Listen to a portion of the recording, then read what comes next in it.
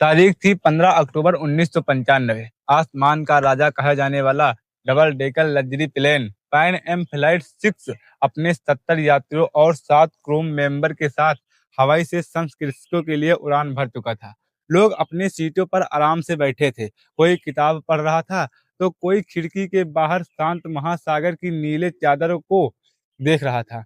कोई अपने आने वाले सपने को बुन रहा था। लेकिन अचानक से प्लेन के शांत माहौल में एक चीख गूंजी, और एक दो नहीं बल्कि 4 नकाबपोश लोग अपनी सीटों से उठे और उनके हाथों में हथियार थे।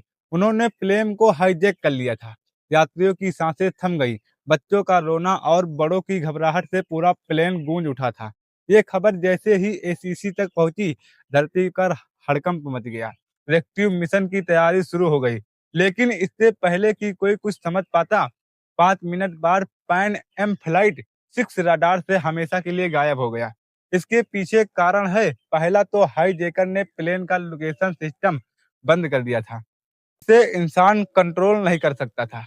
प्लेन प्रशांत महासागर के सबसे बड़े और खतरनाक तूफान टाइफून के मुंह में जा चुका था। भयानक हवाएं प्लेन को किसी खिलौने की तरह उछाल रही थी।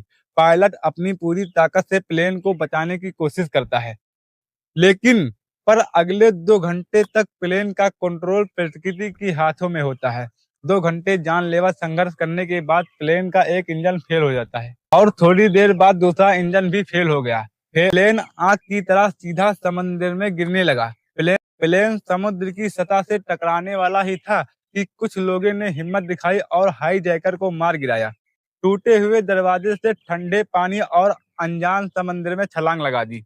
प्लेन एक भयानक धमाके के साथ पानी में समा गया, लेकिन 60 लोग किसी तरह से बच गए थे। उनके चारों तरफ सिर्फ और सिर्फ शांत महासागर की डरावनी लहरें थी।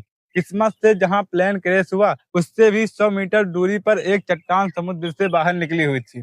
सबने अपनी बची हुई ताकत लगाकर किसी तरह से चट्टान पर पहुंचे। भीगे कपड़े, डरे हुए लोग एक दूसरे से चिपके हुए थे। उनके पास ना तो कोई फोन था और ना ही कोई सिग्नल सिस्टम। उनका प्लेन भी एक गहरे पानी में डूब चुका था। तभी एक पैसेंजर को याद आया कि उसने बैग में एक दूरबीन थी, और उसके कांपते हुए हाथों से उस दूरबीन को निकाला और चारों तरफ देखने लगा। उसे एक उम्मीद की किरण दिखाई दी। लगभग आधा किलोमीटर एक छोटा सा द्वीप, जो लोगों को तैरना आता था, वो बिना समय गवाए उस द्वीप की ओर चल चुके, और कुछ ही समय में सारे लोग उस द्वीप पर पहुंच गए।